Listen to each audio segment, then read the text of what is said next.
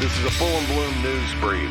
More info at fullandbloom.com. Former Ozzy Osbourne guitarist Jakey Lee still believes his finest work was featured on the 1989 self-titled debut album from his band Badlands. Although praised by critics upon release, the album has not been available for decades on streaming platforms and physical media, which Lee says stem from his record label deliberately shelving it after a dispute. During a recent interview with Guitar World, Lee said the experience soured him on the industry so deeply that he stayed out of the spotlight for almost 20 years before re-emerging with Red Dragon Cartel in 2013. With Badlands, that was as good as it ever got, Lee said. The first time I listened back in '89 and heard the finished product, I didn't know if it was going to sell, but I knew it was really, really good. To me, it was perfect. By the end of my tenure with Ozzy, I wanted to branch out more. I always liked a hard rock edge to whatever I'm playing, but I wanted to experiment a little more. When I was writing new stuff for the Ultimate Sin record, a lot of times Ozzy would say, "What is that? That's not Ozzy, that's jazz." I'd say, "It's not jazz, but it's branching out a little bit." Ozzy would say, "No, this isn't Frank Zappa. This is Ozzy Osbourne. Go back and write me something else." I'm not going to say I thought I was the best in the world, Lee continued, but I thought I was as good as anybody. Well, except for Uli John Roth or some insane person like that. I thought my playing was at a level where I was maybe as happy as I could be with it. The high point of my musical career really was Badlands. I mean, it was also Ozzy because I was thrown into it from playing clubs and into Ozzy, which was wonderful. But with Badlands, as far as creativity, working with other musicians and having a band unit, that was as good as it ever got.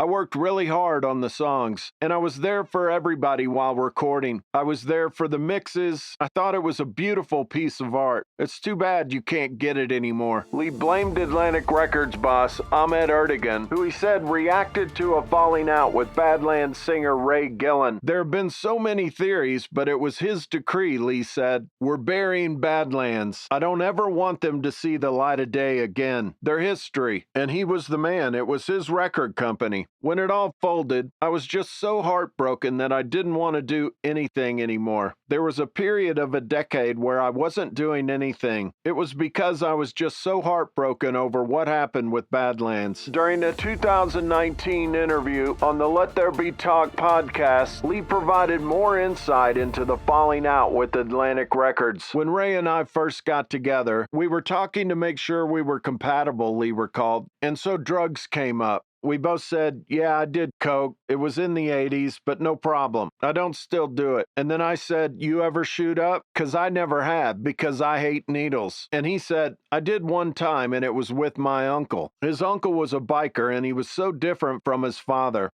Ray just kind of idolized him, and he wanted to try heroin one time, I guess. This is what Ray told me. And so he shot up with his uncle one time, just to see what it was like and to have a little bonding moment. But then 2 years after that, I remember Ray telling me that his uncle was diagnosed with AIDS. But in between the first and the second Badlands record, he started getting really thin and didn't look quite as healthy. But I never asked him about it. Paul O'Neill, he was our manager, as well as producing the vocals on the first record. We decided to fire him. There was missing money and whatever. Also, the first Badlands tour, we cut it off pretty short because Ray got pneumonia. And then for some reason, Paul calls me and says, "Well, you need to do a second record," even though we hardly toured the first one. When we decided to fire him, Paul said, "Well, you can't fire me." I said, "Why not?" And he said, "Because I have information and I'll tell Atlantic Records about it." I go, "What are you talking about?" And he said, "Ray has AIDS." And I said, "Why do you say that?" And he said, "Because when he went to the hospital, when he had pneumonia, the blood work showed that he had it. And if you fire me, I'm going to tell Atlantic Records." And I was like, this is going to be Ray's decision. I'm not going to say yes or no. So I asked Ray, and Ray said, "Well, it's not true. Fire him." Ray never told me he had AIDS, but we did fire Paul, and he did tell Atlantic Records, and we got kind of screwed on the second record because of it. They wouldn't even give us tour support money at all. During the interview, Lee recalled an incident that happened while Badlands was touring the first album. We were touring in a town car, and we got pulled over for speeding, and they went through Ray's bag, and he had a bunch of medication that you apparently give to people that have AIDS. They asked him what it was, and he said vitamins. And then they said, these aren't vitamins. Ray said, well, it's whatever the medication is for AIDS. It's for my uncle. My uncle has AIDS, and I'm transporting them to him. And they were like, you're transporting these to your uncle? Which kind of sounds fishy, too. So I kind of knew at that point, but I wasn't going to confront him about it. He had enough problems without me digging into his personal stuff. And like I said, if what he told me was true, and he only shot up one time, and he happened to be with his uncle, that's how he got it. That's like what? 1 in a million? It's very sad.